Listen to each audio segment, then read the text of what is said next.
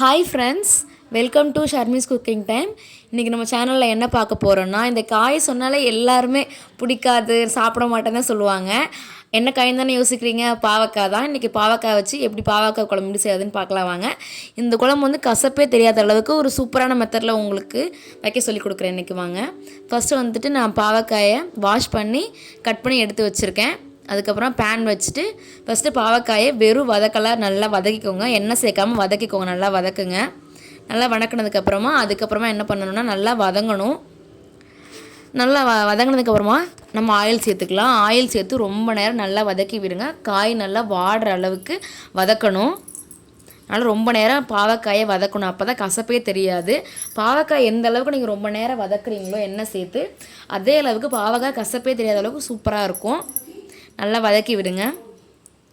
பாருங்கள், இந்த கன்சிஸ்டன்சி வர அளவுக்கு நல்லா வதக்கிக்கணும். ஓகே, இப்போ அதை அடுப்பு ஆஃப் பண்ணிட்டு இதை வேறு பிளேட்டில் மாற்றி வச்சிடலாம். இப்போ பேன் வச்சுக்கோங்க.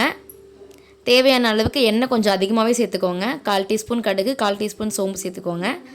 அதுக்கப்புறமா வெங்காயம், பூண்டு அதையும் கட் பண்ணி எடுத்து வச்சுருக்கேன். பொடியாக நறுக்கிற வெங்காயம், பூண்டு அதையும் சேர்த்து நல்லா வதக்கி விடுங்க. நல்லா வதங்கணும்.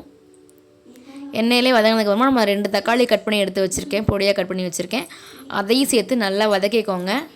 நல்லா வதங்கணும். பாருங்கள், நல்லா வெங்காயம், தக்காளி எல்லாமே எண்ணெயில் சூப்பராக வதங்கணும். இப்போ பாருங்கள், கரெக்டாக இந்த டைமில் வந்துட்டு நம்ம பாவக்காய் எடுத்து பிளேட்டில் வச்சுருக்கோம் இல்லையா, அதையும் சேர்த்து நல்லா வதக்கி விடுங்க. நல்லா வதக்கிக்கோங்க. வதங்கினதுக்கப்புறமா தேவையான அளவு உப்பு சேர்த்துக்கோங்க. இப்போ நம்ம மசாலாலாம் சேர்த்துக்கலாம். 1/4 டீஸ்பூன் மஞ்சத்தூள், 1/2 டீஸ்பூன் வரமிளகாத்தூள், 1/2 டீஸ்பூன் வீட்டு மிளகாத்தூள்.